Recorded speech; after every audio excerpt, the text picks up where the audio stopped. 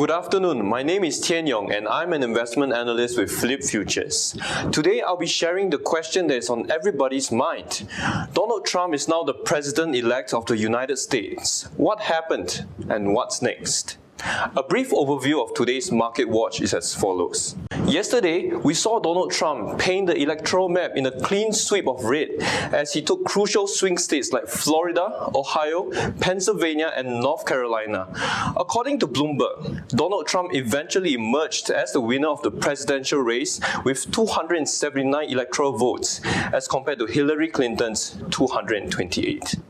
As Trump's lead surged, we saw the E-mini S&P 500 active futures contract plunge more than 5.5%, testing its crucial support level of 2020. The contract eventually pared losses and more than reversed its initial dip towards the end of the day. We saw a similar price movement in the S&P 500 cash index when it opened as well. While the reversal of the losses may seem like a puzzling price movement, an examination into Trump's victory acceptance speech may explain why.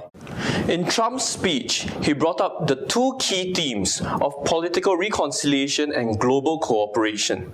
Trump even extended his appreciation towards his rival Hillary Clinton for a hard-fought campaign and gratitude for her service to the country. On the global front, Trump assured markets that he'll be taking a cooperative stance on the international scene. In my opinion, these two key messages were major drivers for market assurance, and in my view, these messages really assisted global markets in the acceptance of a United States led by Trump. But does this really signal an all clear in the US equity index future space? From a technical perspective, the cash index is approaching all-time highs once again. It may meet with some resistance at the 2,200 level before breaking out. Also, there remains the uncertainty of a Federal Reserve rate hike in December.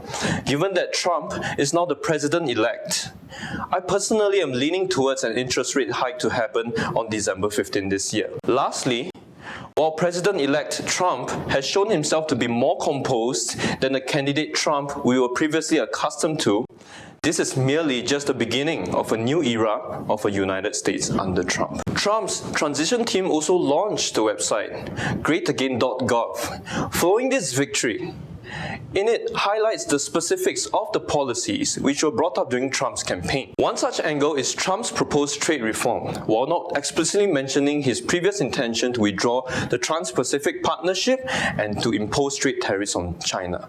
Information on his expressed desire to build a border wall between the United States and Mexico are also shared on the website. There is also a noteworthy intended direction in the financial services space, where Trump is looking to dismantle the Dodd-Frank Act, and also his intention to repeal the Affordable Care Act.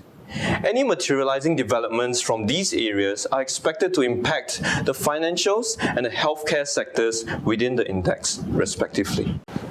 Investors should also keep a keen eye on how the Trump administration proceeds from here with regards to these policies.